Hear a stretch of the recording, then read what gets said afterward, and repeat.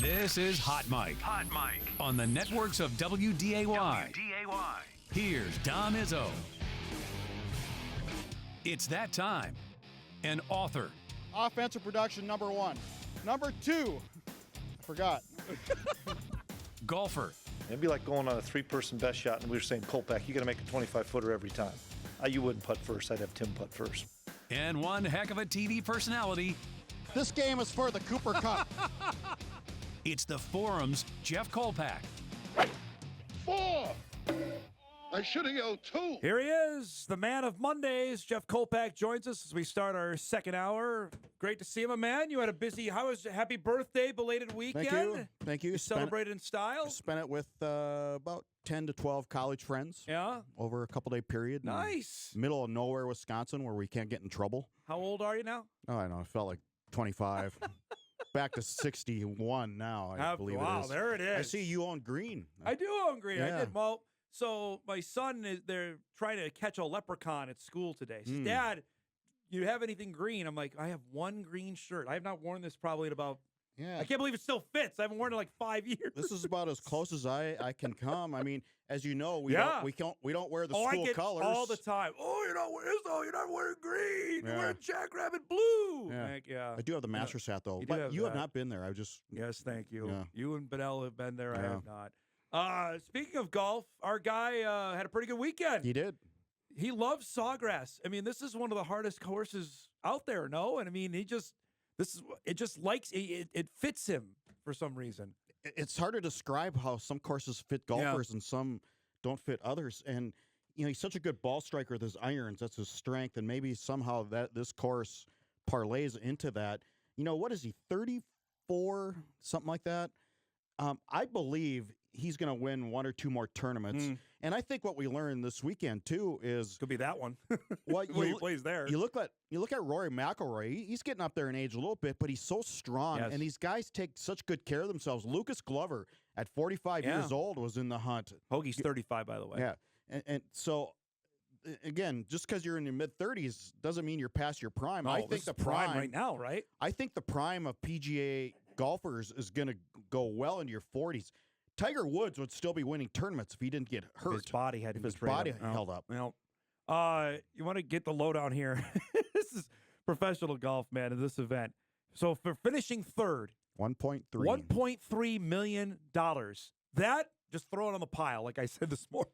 It's pretty good, but more importantly, Kolpack, he went from 45th to 18th in the FedEx Cup rankings, which is now, this is a Ryder Cup year. So these kind of finishes, you're on the radar. You're in the conversation. And Keegan Bradley is the captain who was playing this weekend, had to notice, well, Tom's a great ball striker. I mean, granted, it's one weekend. He's got to keep it going. But to finish that high, you're on the Ryder Cup radar. There's no doubt about it. It's too bad the Ryder Cup's not at TPC. Yeah, I mean, right. then he'd be a slam dunk. Yeah, it'd be easy. Honestly, imagine that you've played golf all your life. He had to sit on that putt for 4 hours yesterday. I mean, he wanted to finish so bad, but couldn't because they sounded the horn right after he hit that shot. You spend 4 hours thinking about this putt. You know exactly where it's going to break. I mean, you studied so many charts, and I'm guessing. I wonder if you watched replays of. Had to have, I would imagine. Yeah, right? People in that general vicinity.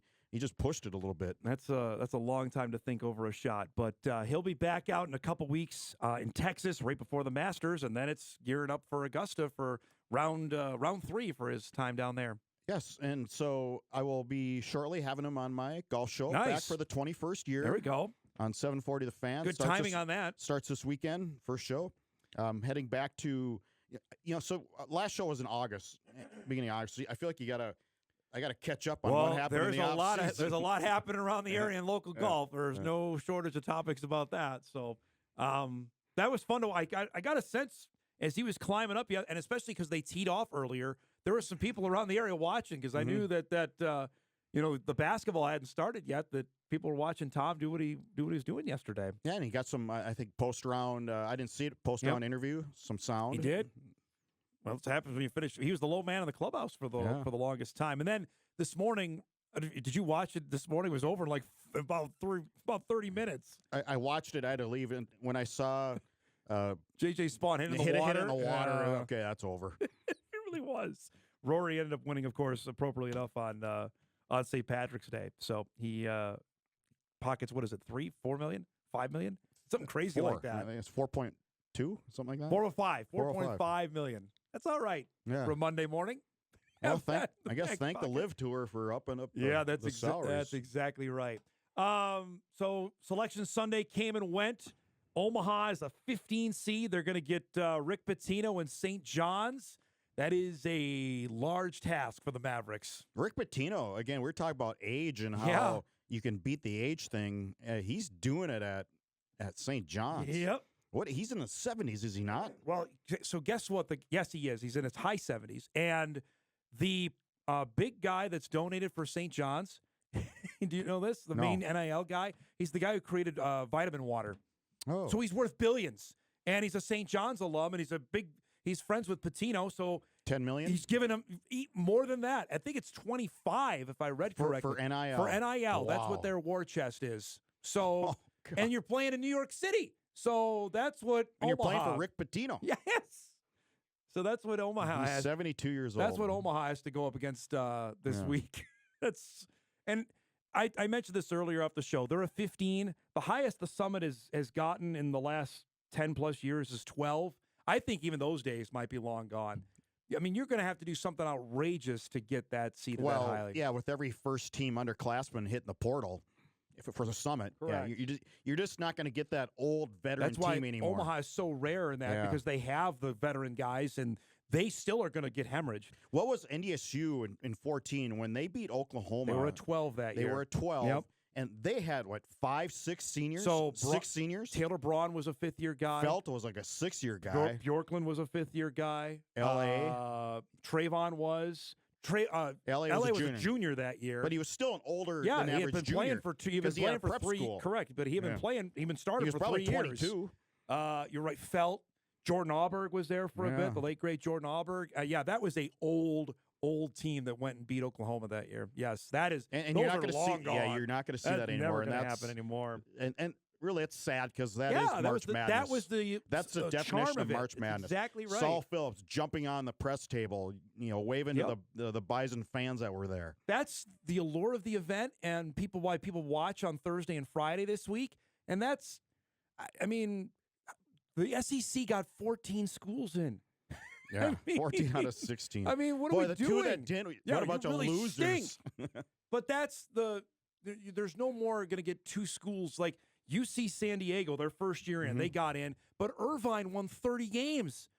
In what world can't they get in? And we give Arkansas, whoever, the 12th place team out of the SEC, well, they got to get in, and we're going to expand it, and those teams aren't getting in. It's the bottom of the Big 12, the Big 10, and the SEC. They're going to be in this thing. Boring. Yeah, that's no fun. And that takes me to my next point, because watching the women's selection show last night, South Dakota State's won 29 games. They played, and it's not, their schedule. They played Duke. They beat Oregon. They beat some teams. They got seeded 10th. And I think the fans there were hoping they were going to get seeded 7th. I don't understand it, because you're the 23rd ranked team in the country. Their net is 44. That's a really good ranking. Yeah. Net ranking of 44. And they got Oklahoma State. And the intriguing part about that, Oklahoma State's head coach is J.C. Hoyt, who's the former Kansas City coach, who left there to take the Cowgirls job, and they've been pretty darn good since she's got there. Yeah. So, I would have thought 7-8 for South Dakota State. They didn't want any part of the 8 because, then you have to play the 1. But the reward is you got to play Oklahoma State. If you win that, you got Paige Beckers and UConn in the second round. So I would not be surprised if they win, but it's going to probably be one win and done, if that, for South Dakota State this year. And that's too bad because they're really good. I mean, this team is... And they're a veteran team, too. Yes. They're a veteran team. I mean, Meyer, Timmer, Tyson, all of them. Just how many players are 22 or older? I don't know. Oh, there's at least 4 or 5. Yep. Madison Vlosten is that old. I mean, they got a few. So it's...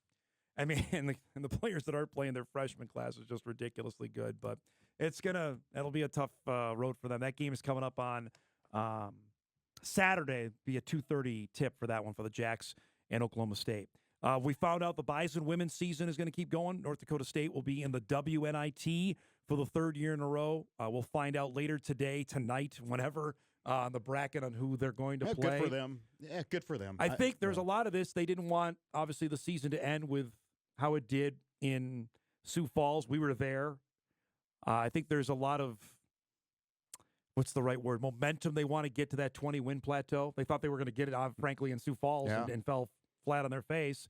Matt Larson told me that they did submit a bid to host, which cost about $6,500 to $7,500. So if they do host, are they going to do the free ticket again? Or it's a free ticket. It was free last year. I don't know. I doubt they're going to do that. Yeah. But maybe the $5. Well, I think they found a sponsor last year. They did. Derek. Yes. I would think so if you want to get people out to watch. But it just felt different last year. There was momentum trending in that direction that they made the title game. Yeah. And they had chances never to done win that title game. Right. They hadn't done that before. This one feels kind of, after losing how they did to Kansas City. And, and there's no guarantee they'll be at home. They could very well play a road game this week. But if you're a coach, you have several young players. I think anytime you can get another week and a half extra practice, you do it. I think it's good for the freshmen like Frost, and I think she's really had a really solid year. She needs to take one more step. I think a little better outside shot next year. But I think Jory would tell you the games last year they played, the two at postseason, the 5, you want to count the Summer League tournament, but the game with Montana, which was awesome. It was great atmosphere. And then you were at the game at Minnesota. Certainly helped for the players that came back this year. I would look at Avery Coonan as number 1 that springboarded her to the kind of season that can do that for you if you're able to string a couple of wins together. Yeah. And so, again, I just you're looking ahead right now with this tournament.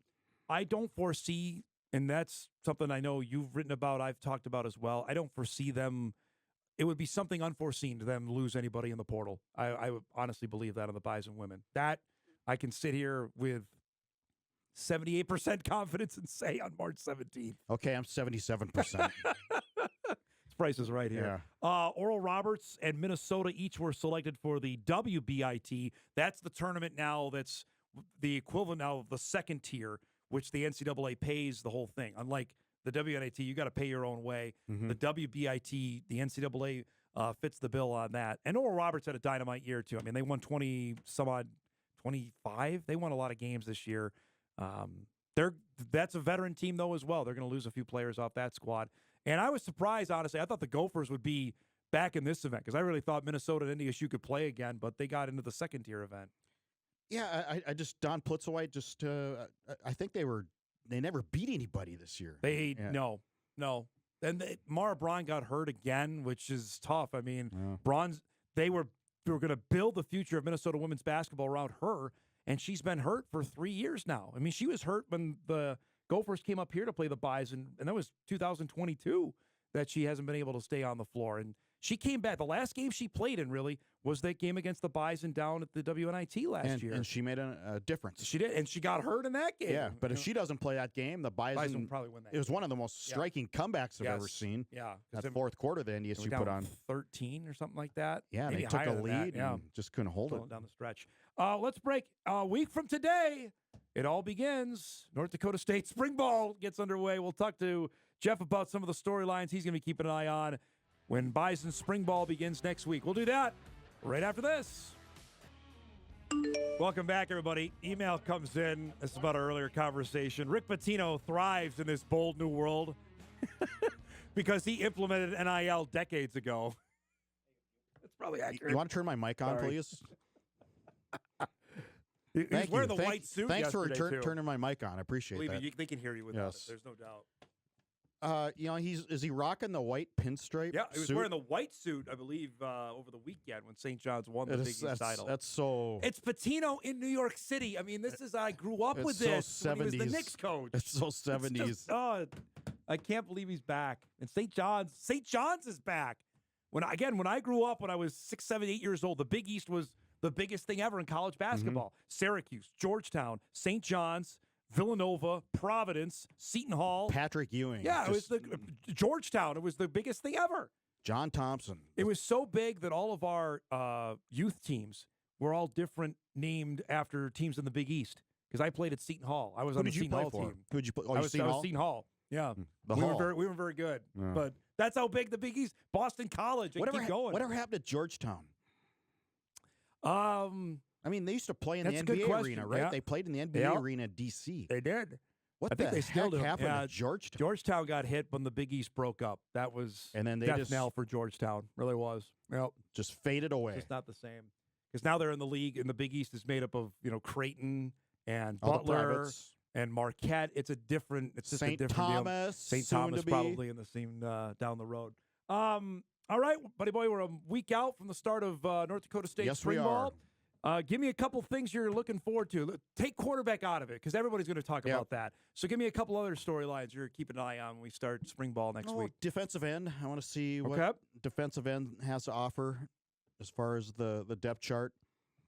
I think a couple of those young guys, Abe Myers, Victor Eisel, they're going to have – this is year 3. You always talk to me about that. Year 3, it's go time for each of those guys to see if they can make an impact. I think Toby Anena is going to be first-team All-American. I really do. All-American? Yes. Wow. He looks Boy, the part to he me. was coming on. And he was last coming on. year. He looks like he has a length. He's got that motor, I think, which maybe the motor needs to get a little more Greg Menardish. But once he maybe ups that a little bit, I think he's All-American potential. How about I'm going to go middle linebacker and Nathaniel Staling there because Staling has shown flashes. He's gotten hurt, hasn't had a whole opportunity to play. Now the keys are going to be given to him as the middle linebacker. And is Austin Altepeter in that mix? I would think so. I would think Altepeter also got banged up a little bit last year, but battled a bad back to see that because linebacker is a spot where Bison. Certainly in the middle, you lost 2 guys that had been here for 38 years, and of worse course, than Kubis. Of course, the offensive line, you got to replace the tackles. So McFeely and I were already joking about this on the Bison Media Zone last week. So how early do I get under Polisek's skin when I ask him about what the offensive line is going to look like? Because we did that last year, but we had to. But now you're replacing 2 likely professional tackles because Mason Miller is going to get an NFL shot.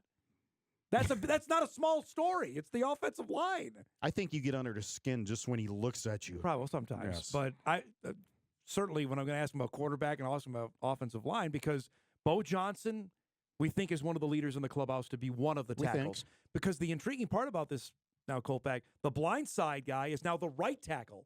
If Cole Payton is the quarterback, correct, with him being a left-hander, so suddenly the right tackle becomes much more important than the left tackle does if it's Cole Payton as the guy. And you certainly want to, but then they need that ambidextrous guy. Then it doesn't matter.